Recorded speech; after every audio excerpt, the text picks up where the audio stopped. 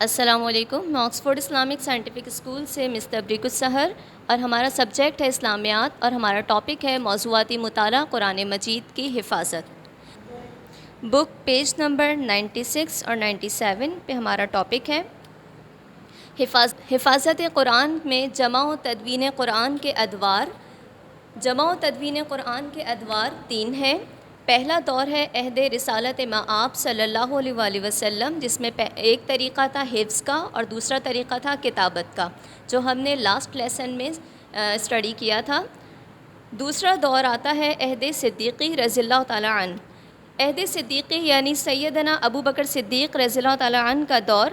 حضرت ابو بکر صدیق رضی اللہ تعالیٰ عنہ کے دور سے پہلے تک نبی صلی اللہ علیہ وسلم کے دور میں قرآن مجید مختلف اشیاء کے اوپر درج تھا، اور مختلف صحابہ کے پاس قرآن پاک کا مختلف حصے موجود تھے. لیکن اس کے بعد ایک ایسا واقعہ پیش آیا نبی صلی اللہ علیہ وسلم کے وصال کے بعد کہ ایک شخص جس کا نام مسلمہ تھا، اس نے جھوٹی نبوت کا دعویٰ کر دیا. مسلمہ کذاب کے جھوٹی نبوت کے دعوے کی وجہ سے کئی لوگ مرتد ہو گئے، اور اس کے خلاف جنگ یمامہ ہوئی. جنگ یمامہ میں 1200 صحابہ کرام رضی اللہ تعالیٰ عنہم شہید ہوئے، جن میں 700 قرآن دان اور 70 حفاظ اور قراء تھے.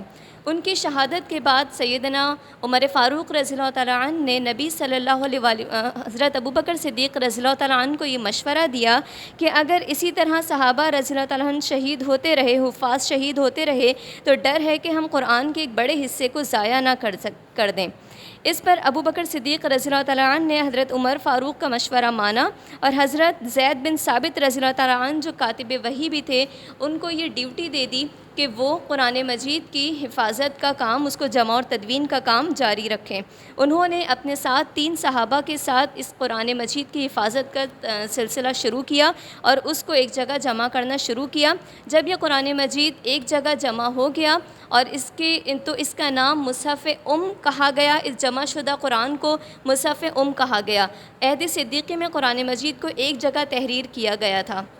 اس کے بعد یہاں تک کام مکمل ہونے کے بعد مصحف کو حضرت حفصہ رضی اللہ تعالیٰ عنہ جو حضرت نبی صلی اللہ علیہ وسلم کی زوجہ تھیں، ان کے پاس رکھوا دیا گیا. پھر دور آتا ہے عہد عثمانی کا.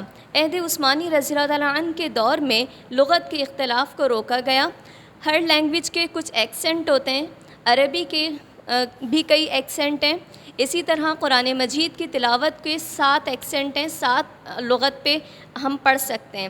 لیکن ایسا ہوا کہ حضرت حذیفہ بن یمان رضی اللہ تعالیٰ عنہ نے جو آرمینیا کی فتح کے بعد واپس آئے، تو انہوں نے آ کر حضرت عثمان غنی رضی اللہ تعالیٰ عنہ کو یہ بات بتائی کہ وہاں پر کچھ لوگ اہل عراق اور اہل شام جو ہیں، وہ الگ لغت کے اوپر قرآن مجید کی تلاوت کرتے ہیں، کیونکہ کئی اجمی اسلام قبول کر کے مسلمانوں میں شامل ہوئے تھے. عربوں میں عربی کو وہ الگ تلفظ سے پڑھ رہے تھے. لہٰذا اس کی وجہ سے بہت بڑے اختلاف کا ڈر تھا جو مسلمانوں میں رونما ہونے والا تھا. اس اختلاف کو دور کرنے کے لیے حضرت عثمان غنی رضی اللہ تعالیٰ عنہ نے قریشی اصحاب کو یہ حکم دیا کہ وہ قرآن مجید کو لغت قریش پر جمع کرنا شروع کریں. اور جب وہ ایک جگہ جمع کر دیا گیا تو اس کی مختلف کاپیاں بنوا کر آس پاس کے مختلف ممالک میں اس کو بھیجا گیا، اور اس کو حضرت مصحف سے میچ کر کے کاپیز بنوائی تھیں، اور اس کو مختلف علاقوں میں بھیج دیا گیا، اور کہا گیا کہ آئندہ قرآن اسی لغت پر لکھا اور پڑھا جائے. یہی وجہ ہے کہ حضرت عثمان غنی رضی اللہ تعالیٰ عنہ کو جامع القرآن کہا جاتا ہے.